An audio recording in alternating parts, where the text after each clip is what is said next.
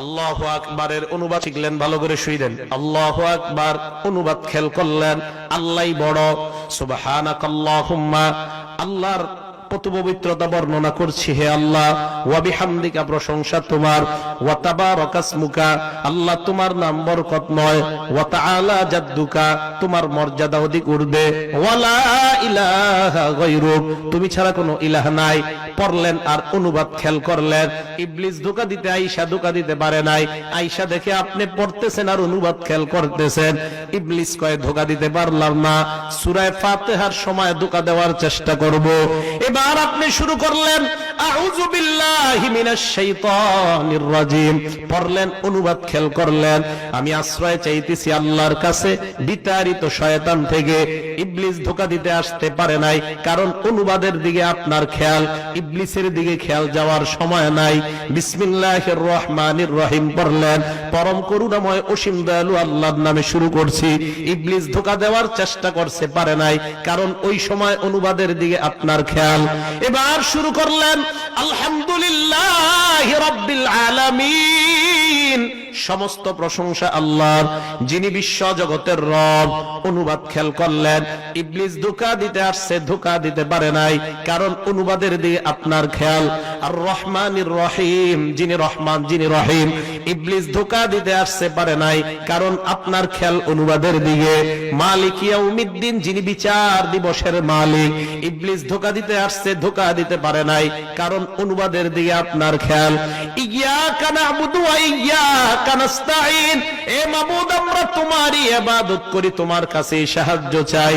অনুবাদের দিকে খেয়াল করলেন, ইবলিস ধোঁকা দিতে আসছে, ধোঁকা দিতে পারে নাই।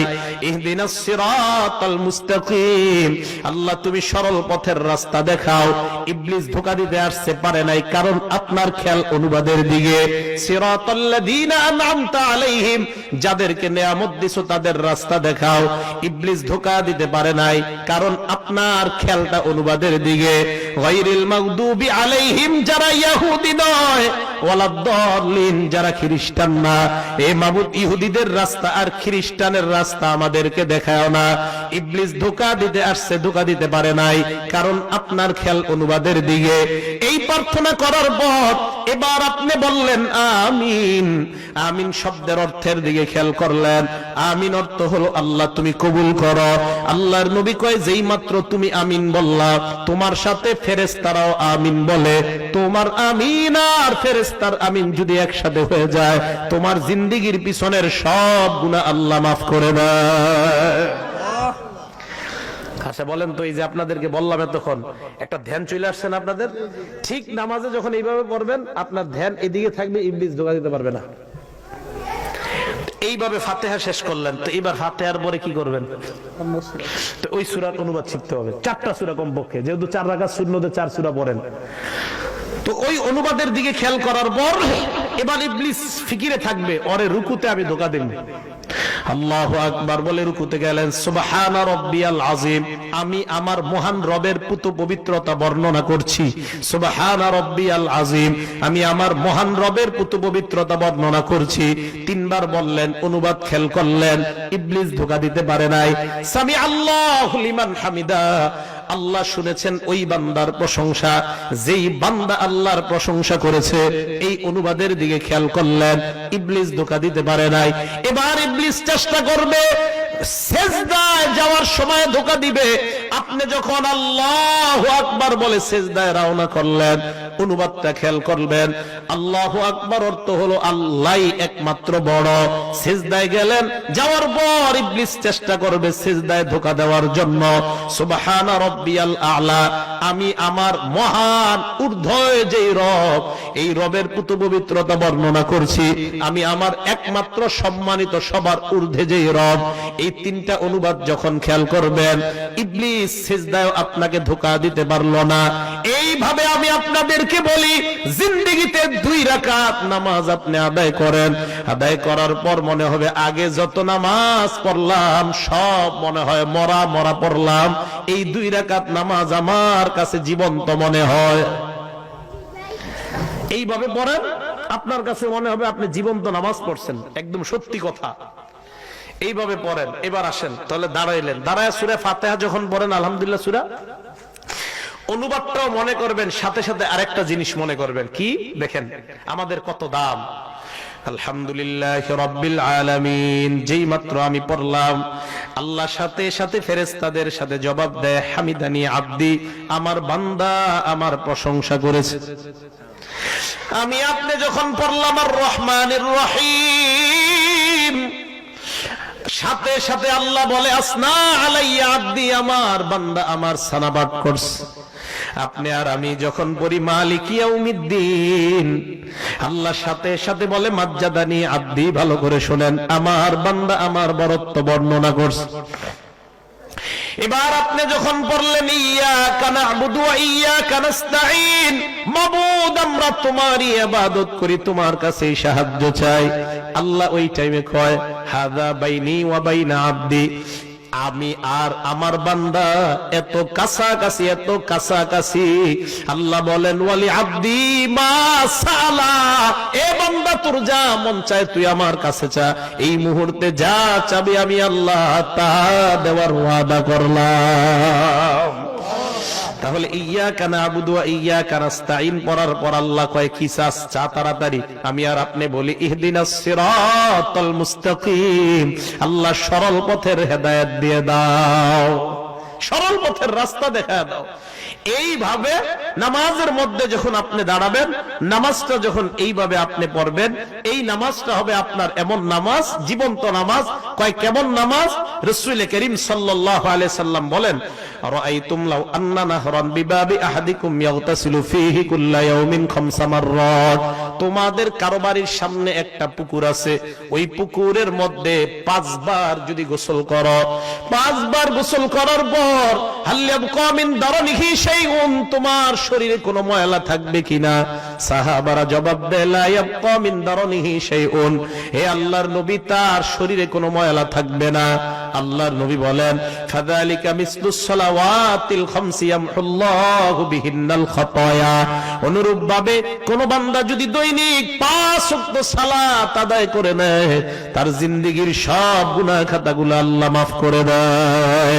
তাহলে বলেন এটা কোন নামাজ? মরা নামাজ না জীবন্ত নামাজ? মা বোনরাও এইভাবে নামাজটা আদায় করবেন। আর নামাজের নিয়ম কানুন গুলার জন্য মসজিদের ইমাম সাহেবের সাথে যোগাযোগ করে একটা বই কিনে নেবেন, অর্থ সহ অনুবাদ সহ।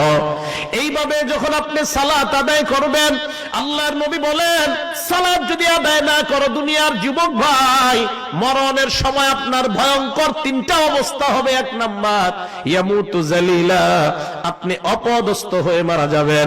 2 নাম্বার ওয়ায়ামুতু জুআ, ক্ষুধার্ত অবস্থায় আপনি মারা যাবেন।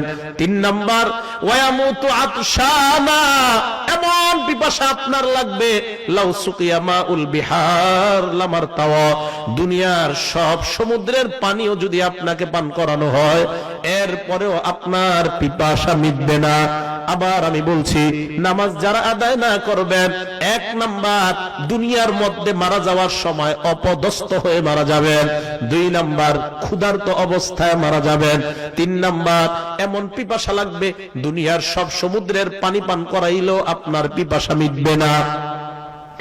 এবার আপনাকে কবরে রাখার পর ইয়াদিকুল কবরু আলাইহি, আপনি বেনমাজি বান্দা, কবর এমন ভাবে আপনাকে চাপ দিবেন, হাড় গুলো একটার একটার মধ্যে ঢুকে যাবে, কটকট করে আওয়াজ হবে, কবর আপনাকে চাপ দিবে, কেন তুমি নামাজ আদায় করো নাই? 2 নাম্বার কবর আপনাকে চাপ দেওয়ার পর ওয়ায়ুকাদু আলাইহি ফিল কবরি নার, কবরের মধ্যে আগুন জ্বালায়া দেওয়া হবে। শুধু তাই নয়, 3 নাম্বার ওয়ায়ুসাল্লাতু আলাইহি ফিল কবরি সুবান, কবরের মধ্যে বিশাল বড় একটা অজগর সাপ দেওয়া হবে। আবার আমি বলছি নামাজি ভাই, এ বেনমাজি ভাইরা, নামাজ যদি আদায় না করেন, কবরে রাখার সাথে সাথে কবর 2টা চাপ দিবে। 2 নাম্বার আপনার কবরে আগুন জ্বালায় দেওয়া হবে। 3 নাম্বার বিশাল বড় একটা অজগর সাপ দেওয়া হবে। আল্লাহর নবী বলেন আইনাহু মিনান নার, সাপের চোখ হবে আগুনের চোখ। ওয়া আসফারুহু মিন হাদিদ, সাপের নখ থাকবে, নখগুলো হবে লোহার নখ। কিসের? সাপটা কত বড় হবে? আল্লাহর নবী কয় এই আঙ্গুলের নখের এক মাথা থেকে আরেক মাথা পর্যন্ত যাইতে একদিন সময় লাগবে। সাপ আপনার সাথে কথা বলবে, হ্যাঁ আমি বলছি, হে বেনামাজি ভাই। আপনাকে সাপ ডাক দিয়ে বলবে, আমারনি রব্বি আন আদরিবাকা আলা তাদঈ সালাতিল ফজরি ইলা যুহরি। তুমি ফজর না পড়ার কারণে আল্লাহ আমারে বলছে তোমারে যোহর পর্যন্ত কামড়ামু। যোহর না পড়ার কারণে আসর, আসর না পড়ার কারণে মাগরিব, মাগরিব না পড়ার কারণে এশা পর্যন্ত, এশা না পড়ার কারণে ফজর পর্যন্ত কামড়াবো। আল্লাহর নবী বলেন এমন একটা কামড় দিবে, ইয়াগুসু ৭০ জিরাআ, ৭০ গজ মাটির নিচে আপনি চলে যাবেন, আবার উঠানো হবে, আবার কামড় দিবে। এ ভাইয়ারা ভালো করে মনে রাখবেন, ফজরের সময় শয়তান বারবার ধোঁকা দেয়। যুবক ভাই, আপনার সামনে পিছনে ডাইনে বামে শয়তান। আল্লাহ কোরআনের মধ্যে বলেন, ইন্নাহু ইয়ারাকুম হুয়া ওয়া কাবিলুহু মিন হাইসু লা তারাউনাহুম। শয়তান তোমাদেরকে এমন জায়গা থেকে দেখতে থাকে যে এই জায়গায় তোমরা কোনো কল্পনাও করতে পারবা না। আপনি ঘুমায় আছেন, ইবলিস আপনার আড়াল দিয়ে আপনাকে এইভাবে দেখতে থাকে। ফজরের আযানটা যখন হয়ে যায়, ওই মুহূর্তে ইবলিস আপনার শরীর টিপতে থাকে। এই জায়গায় ইবলিস গিটটা দিতে থাকে, গিট মারতে থাকে। এই জায়গাটা আপনার টিপতে থাকে। সেলুনের মধ্যে চুল কাটানোর পর নাপিত যখন আপনার এই জায়গাগুলা মেসেজ করে, দেখবেন খুব ভালো লাগে। আল্লাহর নবী হাদিসের মধ্যে বলেন, তোমার এই জায়গায় 3টা গিটটা লাগায় শয়তান। তুমি যখন উঠবা, ওঠার পর নবী বলেন সাথে সাথে এমন করবা, চোখের নিচে যখন এমন করবা, করার পর দোয়া পড়বা, আলহামদুলিল্লাহিল্লাযী আহইয়ানা বাদামা আমাতানা ওয়া ইলাইহিন নুশুর।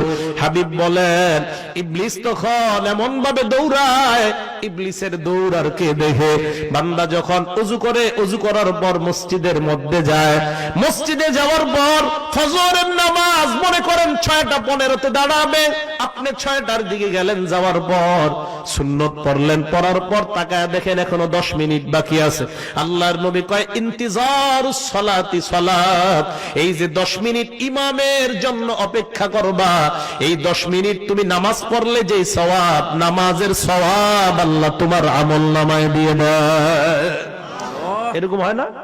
যোহরের 4 রাকাত সুন্নত পড়া খালি ঘড়ির দিকে তাকায়, দেখেন 1:30 কখন বাজবে বা 1:15, তো তাকায় দেখেন এখনো 20 মিনিট বাকি। এই যে 20 মিনিট নামাজের অপেক্ষায় বসে থাকবেন, পুরা 20 মিনিট নামাজের সওয়াব দিবে আল্লাহ। স্পষ্ট হাদিস। আরেক হাদিসে আমি পেয়েছি, ঘর থেকে যখন আপনি বের হন, ঘর থেকে কিসের নিয়তে? নামাজের, অন্য কোনো নিয়ত করবেন না, নামাজ। এই প্রত্যেকটা কদমে কদমে আপনাকে নামাজের সওয়াব দিবে আল্লাহ। তবে নিয়ত থাকতে হবে শুধু নামাজ, অন্য কোনো কাজ না। বের হইলেন, বের হওয়ার পর শুধু নামাজের নিয়তে আপনি যাবেন, কেমন যেন নামাজে ঢুকে গেছেন আপনি। এখন বলেন, এই যে কবরের ভয়ঙ্কর 3টা শাস্তি, এই শাস্তিগুলা কি আমরা ধারণ করতে পারবো? আরো জোরে বলেন। তাহলে যারা আছি আমরা এই জায়গায়, এক ওয়াক্ত নামাজও কাজা করব না, রাজি আছি ইনশাআল্লাহ? সবাই রাজি আছি ইনশাআল্লাহ? এক ওয়াক্ত সালাত আর কখনো কাজা করব না, সবাই রাজি আছেন? হাত নামান। তো আল্লাহ বললেন, মসজিদ যারা নির্মাণ করবে, 1 নাম্বার যারা ঈমান আনে, 2 নাম্বার যারা সালাত কায়েম করে। কায়েম শব্দটা বলছে আল্লাহ। কায়েম করা অর্থ হলো প্রতিষ্ঠা করা। এই প্রতিষ্ঠা করা অর্থ হলো নিজে নামাজ পড়বেন, পরিবারে নামাজের কথা বলবেন, সমাজের মধ্যে নামাজ প্রতিষ্ঠা করবেন। এটা কেন বললাম? রুহের জগতে আল্লাহ আমারে আর আপনারে সবাইরে বলছে আলাস্তু বিরব্বিকুম, একদম সবাইকে, ফেরাউনকেও, হামান, সাদ্দাত, কারুন, যত বেঈমান ইমানদার নবী ওলি সবাই ছিল, আমি আপনি সবাই ছিলাম। তো আমাদেরকে ডাক দিয়ে বলছে আলাস্তু বিরব্বিকুম, আমি কি তোমাদের রব না? আমরা সবাই বলছি জি আল্লাহ আপনি আমাদের রব। ফেরাউন কি বলছে বলেন? কে রব? কারুন বলছে কে রব? হামান বলছে কে রব? আল্লাহ নবী মুহাম্মদ সাল্লাল্লাহু আলাইহি ওয়াসাল্লাম উনিও বলছে কে রব? আমি আপনি আমরা সবাই বলছি রব কে। প্রশ্ন কয়টা? জোরে বলেন কয়টা? এই এক প্রশ্নের মধ্যে প্রশ্ন 6টা। বলেন কয়টা? 1 নাম্বার, আমি কি তোমার ব্যক্তি জীবনের রব নই? 2 নাম্বার, আমি কি তোমার পারিবারিক জীবনের রব নই? 3 নাম্বার, আমি কি তোমার সামাজিক জীবনের রব নই? 4 নাম্বার, আমি কি তোমার অর্থনৈতিক জীবনের রব নই? 5 নাম্বার, আমি কি তোমার রাষ্ট্রীয় জীবনের রব নই? 6 নাম্বার, আমি কি তোমার আন্তর্জাতিক জীবনের রব নই? এই 6টা প্রশ্ন আল্লাহ করছেন। এই 6 প্রশ্নের জবাবে আমরা বলছি, হ্যাঁ আল্লাহ তুমি আমার রব। আমি নিজে নামাজ পড়লাম, সমাজে নামাজ কায়েম করলাম না, আল্লাহর কাছে জবাব দেওয়া লাগবে। তুমি না ব্যক্তি জীবনের রব, আমাকে মানলা, নামাজ পড়লা, এটা তো নিজের জন্য পড়লা, তোমার ছেলের নামাজের কথা বলছো কিনা? না মাবুদ বলি নাই। তাহলে কোথায় তুমি পারিবারিক জীবনে তো আমাকে কায়েম করলা না। সমাজের মানুষকে নামাজের দাওয়াত দিয়েছো, না মাবুদ আমি দেই নাই। আল্লাহ বলবেন তুমি না সামাজিক জীবনে আমাকে রব মানলা, তাহলে সমাজের মধ্যে কেন আমাকে তুমি প্রতিষ্ঠা করলা না? অর্থনৈতিক জীবনে তুমি রব মানছো কিনা? কয় হ্যাঁ। আল্লাহ বললেন তাহলে সুদ কেন খাইতা? সুদ খাওয়ার অর্থ অর্থনৈতিক জীবনে তুমি আমাকে রব মানো নাই। রাষ্ট্রীয় জীবনে আমাকে রব মানছো? কয় হ্যাঁ। আল্লাহ বলবেন রাষ্ট্রের মধ্যে ইসলামের বিরুদ্ধে কত কথা হয়, এই কথার প্রতিবাদ তুমি কখনো করছো কিনা? না করি নাই। তার মানে রাষ্ট্রীয় জীবনে আমাকে রব মানো নাই। আন্তর্জাতিক জীবন, সিরিয়া, ফিলিস্তিন, আফগানিস্তান, সারা পৃথিবীর মুসলমানরা মাইর খায়, তুমি কখনো প্রতিবাদের ভাষা আনছো কিনা? না আনি নাই। এর মানে আন্তর্জাতিক জীবনে আমাকে রব মানো নাই। আন্তর্জাতিক জীবনেও আমি রব আল্লাহ, সামাজিক জীবনেও আমি রব আল্লাহ, রাষ্ট্রীয় জীবনে আমি রব আল্লাহ, অর্থনৈতিক জীবনে আমি রব আল্লাহ, পারিবারিক জীবনে আমি রব আল্লাহ, তোমার ব্যক্তি জীবনেও আমি রব আল্লাহ। অতএব নিজে নামাজ আদায় করবা, অন্যকে নামাজ আদায় করার জন্য বলবা, তাহলে বুঝা যাবে নিজেও তুমি রব মানো, অন্যদেরকেও তুমি রব মানানোর চেষ্টা করো। এই জন্য আল্লাহ বললেন মসজিদ আবাদ করে কারা? 1 নাম্বার ঈমানদার, 2 নাম্বার ওয়া আকামাস সালাহ, যারা সালাত কায়েম করে। এই সালাত কায়েম করা দ্বারা উদ্দেশ্য 1 নাম্বার, সালাত নিজেও পড়বে, অন্যদেরকে পড়তে বলবে। এর মধ্যে এসে যায় মসজিদের সভাপতি, সেক্রেটারি, মুতাওয়াল্লি যারা, এরা 1 নম্বরে নামাজ পড়া লাগবে। কথা বুঝে আসছে? হ্যাঁ, সভাপতি, সেক্রেটারি, মসজিদের মুতাওয়াল্লি যারা আছেন, সবার আগে নামাজে আপনাদের থাকতে হবে। ফজরের সময় আপনি নামাজে আসলেন না, আপনি মসজিদের দায়িত্ব রাখার যোগ্যতা রাখেন না। ইসলামের ইতিহাসে একটা মসজিদ দেখান যে মসজিদের দায়িত্বশীল নামাজ পড়ে নাই, পাবেন না। দায়িত্বশীল নামাজ পড়লে অন্যরা এমনিতেই নামাজে যাবে। দায়িত্বশীলরা নামাজ পড়লে অন্যরা এমনিতেই নামাজে যাবে। ভালো করে মনে রাখবেন। ঘরে আব্বা আম্মা এরা যদি বাচ্চার সামনে নামাজ পড়ে, ওই বাচ্চা ছোটবেলা থেকে নামাজ শিখতে থাকে। আর আব্বা আম্মা সারাক্ষণ রিমোট দিয়া টেলিভিশন দেখে বাচ্চা এইগুলা শিখতে থাকে। এই জন্য প্রিয় মুসলমান ভাইয়ারা, এই সালাতের ব্যাপারটা যে বললাম, আজকে থেকে আমরা জীবন্ত নামাজ আদায় করব। তাহলে আবার আসেন, নামাজের মধ্যে যখন দাঁড়াই, বলেন তো কার সামনে দাঁড়াইলাম? আমি কাকে দেখতেছি? না না, আমাকে কে দেখে? আবার বলেন, আমি কার সামনে দাঁড়াইলাম? আমি কেমন যেন কাকে দেখি? না, কে আমাকে দেখে? এইভাবে নামাজের মধ্যে প্র্যাকটিস করতে থাকবেন আজকে থেকে, ইনশাআল্লাহ শয়তান আর ধোঁকা দিতে পারবে না। আল্লাহ পাক রব্বুল আলামিন আমাদের সকলকে এই 2টা কথা, নামাজ 1 নাম্বার ঈমান মজবুত রাখতে পারি, 2 নাম্বার সালাত সমাজে প্রতিষ্ঠা করতে পারি, আল্লাহ তৌফিক দান করেন।